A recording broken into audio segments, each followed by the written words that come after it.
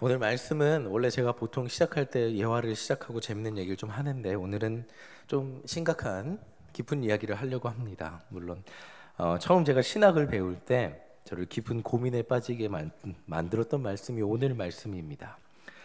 다소 어렵고 복잡하게 들릴 수도 있습니다. 제 고민이 무엇이었는지 물론 우리 성도님들은 신앙생활 오래 하셨기 때문에 이 정도는 다 이해하실 수 있으리라 믿겠습니다. 아니면 더 알고 계실 수도 더 많이 알고 계실 수도 있지만 설명을 드려보겠습니다.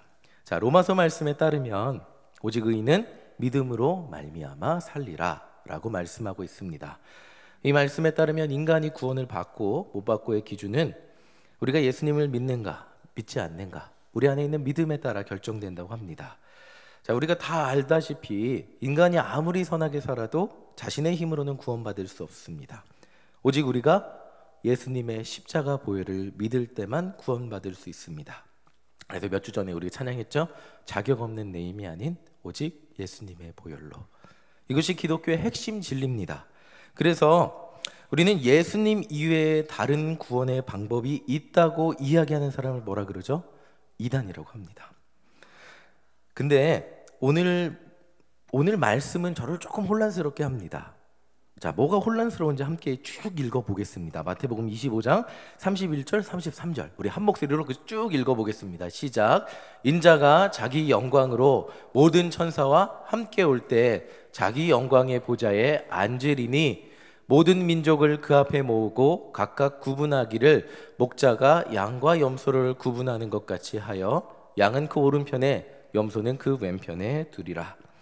자, 예수님께서 이제 재림하실 때의 장면을 이렇게 보여주고 있어요. 이 땅에 다시 오신다고 하는데 그때 모든 민족을 예수님 앞에 모으고 그 사람을 두 부류로 나눈다고 합니다. 양과 염소로 나눈다고 합니다. 그리고 이제 저를 혼란스럽게 했던 구절이 나옵니다. 34절부터 36절 쭉 읽을 텐데 함께 읽어보겠습니다. 그때 임금이 그 오른편에 있는 자들에게 이르시되 내 아버지께 복받을 자들이여 나와 창세로부터 너희를 위하여 예비된 나라를 상속받으라. 내가 줄일 때에 너희가 먹을 것을 주었고 목마를 때에 마시게 하였고 나그네 되었을 때에 영접하였고 헐벗었을 때에 옷을 입혔고 병들었을 때에 돌보았고 옥에 갇혔을 때에 와서 보았느니라. 아멘. 34절을 보면 예수님이 이 땅에 다시 오셔서 이제 양들을 구분하고 그 양들에게 예비된 나라를 주신다고 합니다. 근데 이들이 예비된 나라를 상속받는 이유가 제가 혼란스러웠던 거예요. 예수님께서 줄일 때 먹을 걸 드렸고 목마를 때 마셨고 나그네 되었을 때 영접했고 헐벗었을 때 옷을 입혔고 병들었을 때 돌보았고 옥에 갇혔을 때 와서 보았기 때문에 영원한 나라를 상속받았다고 하시고 있습니다. 자, 여러분들 이 이야기 다 아시겠지만 이 이야기 들은 구원받은 자들, 양들은 이 이야기를 듣고 당연하게 여기지 않고 대체 언제 우리가 예수님을 이렇게 챙겼습니까? 이렇게 반문을 합니다. 그러자 예수님이 이렇게 대답을 하죠. 40절 우리 함께 보겠습니다. 함께 읽겠습니다. 시작. 임금이 대답하여 이르시되 내가 진실로 너희에게 이르노니 너희가 여기 내 형제 중에 지극히 작은 자 하나에게 한 것이 곧 내게 한 것이니라 하시고. 자, 임금으로 오신 예수님이 이렇게 말씀하세요. 지극히 작은 자에게 너희가 섬겼으니까 너희가 구원을 받게 되었다. 근데 이 말씀이 듣긴 되게 좋고 이 연말연시에 굉장히 맞는 말씀이긴 합니다. 지극히 작은 한 사람을 섬긴 것이 곧 예수님을 섬긴 것이다. 당위성이 굉장히 좋고 당연히 우리는 작은 자를 섬겨야 됩니다. 근데 제가 혼란스러웠던 것은 구원은 믿음에 달렸다고 하면서 우리의 선행으로는 구원받지 못했다고 하면서 이 말씀은 작고 가난하고 연약한 사람을 선행으로 도왔기 때문에 구원받는 것처럼 설명하고 있기 때문에 제가 신학교 처음 다닐 때 굉장히 많이 혼란스러웠습니다. 자, 제가 신학생 때 생각했던 구원은 이런 선한 행실을 하지 않아도 마음속에 예수님만 믿는다면, 선한 행실 아무것도 하지 않아도, 나가서 아무도 돕지 않아도 나 예수님만 믿어요 하면 구원받는 겁니다. 그리고 아무리 착한 일 많이 하고 제 가진 재산 다 팔아서 준다고 할지라도 내 마음에 예수님 없으면 구원받지 못하는 겁니다. 자, 이 말씀을 듣고 계신 여러분들의 머릿속에 여러 가지 생각이 드실 수 있습니다. 이렇게 신앙생활을 오래 하셨고 많은 설교를 들어보셨기 때문에 나름대로의 이렇게 답을 이제 내리시면서 설교를 들으실 수도 있습니다. 이 말씀을 이해하기 위해서 부지런히 성경 구절을 계속해서 쭉 찾아보겠습니다. 우리 신명기 24장 17절 우리 한 목소리로 읽어보겠습니다. 시작. 내가 밭에서 곡식을 벨 때 그 한 뭇을 밭에 잊어버렸거든 다시 가서 가져오지 말고 나그네와 고아와 과부를 위하여 남겨두라. 그리하면 내 하나님 여호와께서 내 손으로 하는 모든 일에 복을 내리시리라. 이게 율법을 하나님께서 이스라엘 백성들에게 주시면서 주신 이웃 사랑에 그리고 작은 자를 배려하는 이 율법이에요. 나그네와 고아와 과부를 위해서 그 밭에 조금 일정한 부분을 남겨놓으라는 거예요. 율법은 원래 너희들이 잘 먹고 혼자 잘 먹고 잘 사는 것만 이야기하는 것이 아니라 공동체 속에서 약자를 보호하는 방법을 마련해 두고 있었습니다. 이스라엘이라는 한 공동체 속에 살면서 약한 자들이 소외받지 않고 도태되지 않도록 그들을 보호하는 법을 가지고 있었습니다. 그리고 룻기 2장 4절 우리 함께 읽어보겠습니다. 시작. 모압 여인 룻이 나오미에게 이르되 원하건대 내가 밭으로 가서 내가 누구에게 은혜를 입으면 그를 따라서 이삭을 주겠나이다 하니 나오미가 그에게 이르되 내 따라 갈지어다 하매. 자, 룻이 시어머니 따라서 시어머니 고향으로 돌아왔는데 먹고 살 방법이 없잖아요. 그러니까 이 사회적 약자를 배려하는 이걸 가지고 가서 그 누군가의 밭에 가갖고 고아와 과부와 나그네를 위해 남겨준 그 품삯을 은혜를 입어서 죽게 되면 살겠다고 이야기하고 있습니다. 그러니까 이게 구약에서는 율법만이 있는 게 아니라 실제로 적용돼서 운영이 됐음을 알 수가 있습니다. 그래서 룻이 보아스랑 만나고 이렇게 서로 사랑하게 돼서 다윗도 태어나고 예수님이 이렇게 예수님의 자손이 되었는데, 자, 그러면 우리 사도행전 4장 34절 35절 우리 함께 읽어보겠습니다. 시작. 그 중에 가난한 사람이 없으니 이는 밭과 집 있는 자는 팔아 그 판 것의 값을 가져다가 사도들의 발 앞에 두매 그들이 각 사람의 필요를 따라 나누어 줌이라. 자, 사도들이 복음을 전하니까 구원받은 자들이 날마다 늘어가고 그들이 자기 재산을 팔아서 사도들에게 가져오고 사도들이 가난한 사람 나누어 주었습니다. 자, 그렇게 했을 때 공동체에 가난한 사람이 없다고 이야기하고 있습니다. 지금 실제로 보면 구약이나 신약이나 약한 자를 배려하는 것이 실제로 일어났음을 알 수 있습니다. 구약에 있는 율법이 폐해지고 신약에 새로운 율법이 등장해서 신약에 새로운 것이 등장한 것이 아니라 구약에 있는 그 약자를 배려하고 사랑하고 이웃을 사랑하는 그 정신이 신약에도 그대로 이어져 갖고 성령을 받으니까 그 공동체가 가난한 사람 없이 모두가 하나가 되어서 주님 안에서 부족함 없이 살게 되었다는 겁니다. 그러니까 이 말씀의 핵심은 마태복음 5장 17절에 있습니다. 마태복음 5장 17절 함께 읽어보겠습니다. 내가 율법이나 선지자를 폐하러 온 줄로 생각하지 말라. 폐하러 온 것이 아니요 완전하게 하려 함이라. 자, 구약의 율법이 구약이랑 신약이랑 율법이랑 예수님 오심이랑 완전히 분리된 개념이 아니라 구약의 율법이 예수님 오심으로 끝난 것이 아니라 이제는 더 이상 그 율법이 의미가 없어진 것이 아니라 율법의 정신이 예수님을 통해 완성이 되는 겁니다. 그 완성이 되는 율법은 지난번 오후 예배 시간에 나누었던 말씀인데, 자, 마태복음 22장 37절부터 40절 말씀, 이 말씀이 율법이 이 정신이 예수님을 통해 이루어지는 거예요. 다시 한번 우리 함께 읽어보겠습니다. 예수께서 이르시되 내 마음을 다하고 목숨을 다하고 뜻을 다하여 주 너희 하나님을 사랑하라 하셨으니 이것이 크고 첫째 되는 계명이요 둘째도 그와 같으니 내 이웃을 내 자신같이 사랑하라 하셨으니 이 두 계명이 온 율법과 선지자의 강령이니라. 자, 이것 때문에 예수님이 이 땅에 오신 거예요. 인간이 가만 내비두니까 하나님을 사랑해야 되는데 하나님을 사랑하지 못합니다. 인간이 가만 내비두니까 이웃을 사랑하지 못합니다. 사사기에 보면 어떻게 같은 지파끼리 어떻게 되죠? 동족산장의 비극이 무시무시하게 일어납니다. 서로 간에 가만 놔비두니까 사랑하지 못하는 거예요. 그리고 남한국과 북한국이 분열돼서 어떻게 하죠? 맨날 전쟁합니다. 같은 민족임에도 불구하고 이웃을 사랑하지 못하니까 예수님이 오셔서 이 율법을 이루기 위해서 이 땅에 오신 거라는, 하나님을 사랑하는 건 이렇게 사랑하는 거다. 그리고 이웃을 사랑하는 건 이렇게 사랑하는 거다. 이것을 먼저 보여주신 것이 십자가 사건입니다. 사랑은 내가 가진 것을 남에게 주는 것임을, 가장 귀한 거 뭐죠? 생명을 주는 것임을 보여주셨습니다. 이것이 율법의 완성입니다. 자, 지금까지 되게 굉장히 빠르게 왔는데 우리가 살펴본 것을 보면 하나님의 뜻은 창세로부터 지금까지 변한 적이 없다는 거예요.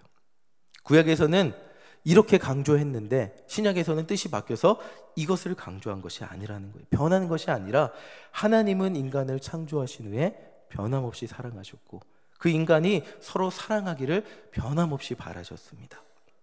구약의 하나님이 뜻을 바꾸셔서 예수님을 보내신 것이 아니라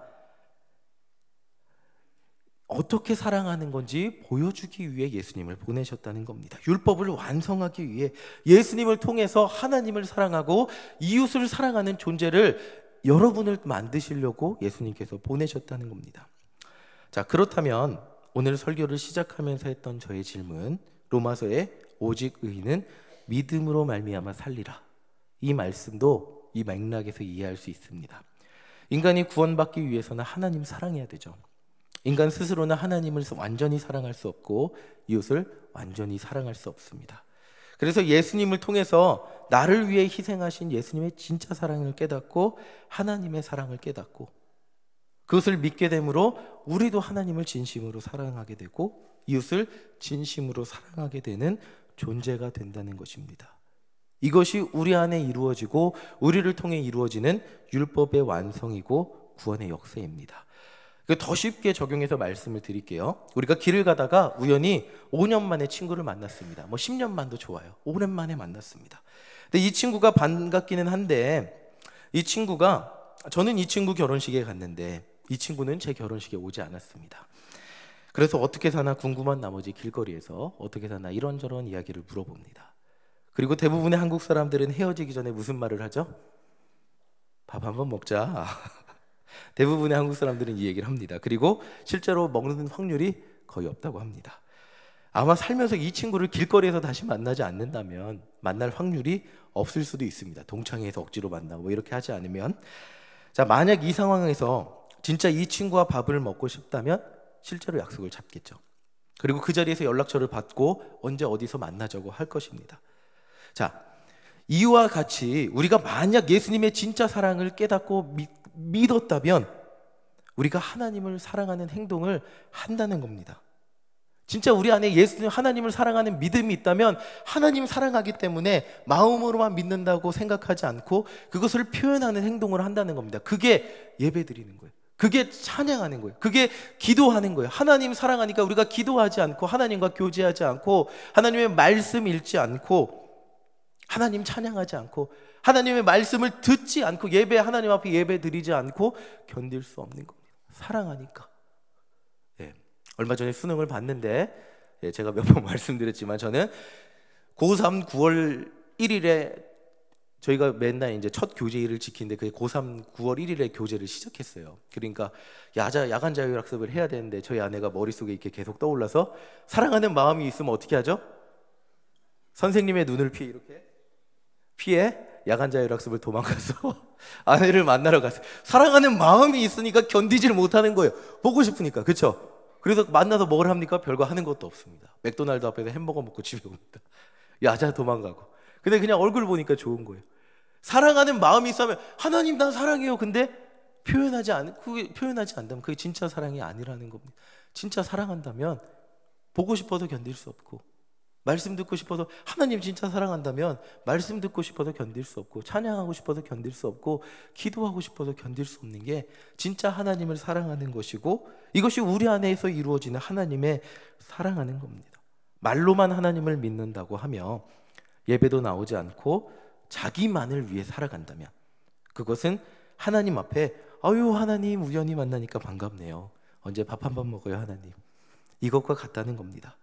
그렇기 때문에 오직 의인은 믿음으로 말미암아 살리라는 말씀과 오늘 작은 자를 섬기라는 말씀은 결국에는 같은 말씀이라는 거예요. 믿음으로 의인이 되었다면 하나님이 그렇게 구약에서부터 그 뜻이 한 번도 변한 적이 없어요. 작은 자를 사랑하고 섬기고 배려하고 공동체 가운데 가난한 자가 없어지게 하는 그 하나님의 뜻이 변한 적이 없는 그 하나님의 뜻을 우리는 실천하게 되어 있다는 겁니다.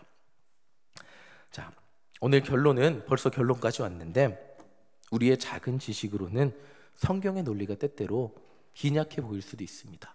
앞과 뒤가 안 맞아 보일 수도 있어요. 구약과 신약의 내용이 달라 보일 수도 있습니다. 근데 창세기부터 요한계시록까지 성경이 이야기하고 있는 하나님의 뜻과 계획, 약속의 말씀은 아주 일관성 있게 전혀 변함이 없다는 겁니다.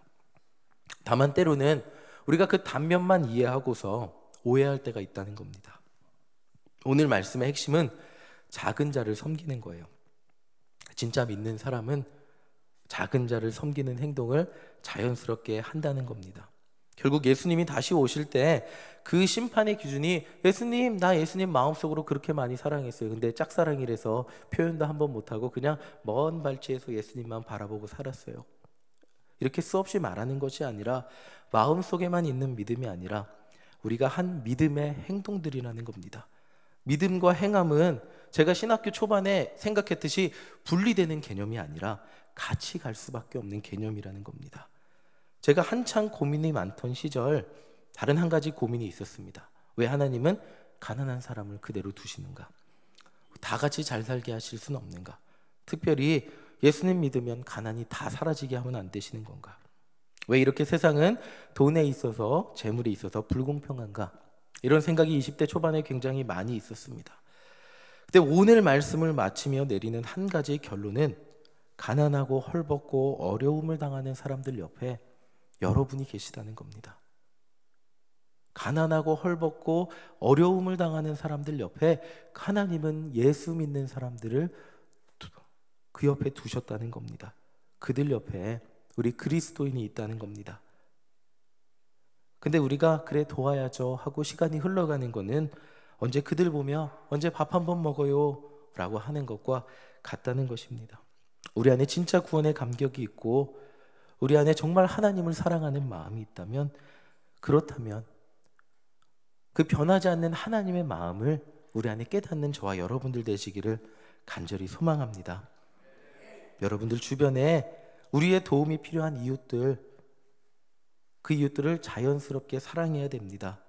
성경이 나 개인만의 구원을 이야기하고 있는 책은 아닙니다. 계속해서 구약에서부터 신약에 이르기까지 계속해서 하나님의 뜻은 변하지 않았습니다. 작은 자를 위해 남겨두라, 고아와 나그네와 객을 위하여 남겨두라, 그리고 내 가진 것을 다 가지고 와서 사도들이 나누어졌을 때 그 공동체에 가난한 사람이 없었더라 라고 말하는 것은, 하나님의 뜻이 진짜 이루어지는 공동체 안에는 그 변함없는 작은 자에 대한 하나님의 관심이 언제나 있었음을 우리는 기억하기 원합니다. 지금까지 단 한 번도 변하지 않았던 하나님의 뜻, 여러분들을 사랑하시고 여러분들을 통하여 작은 자를 섬기기 원하시는 그 하나님의 뜻이 여러분의 안에 있음을 아시기를 간절히 소망합니다. 이 추운 겨울 여러분을 통하여 추운 곳이 따뜻하게 녹여지는 역사가 일어나기를 바랍니다. 함께 기도하겠습니다.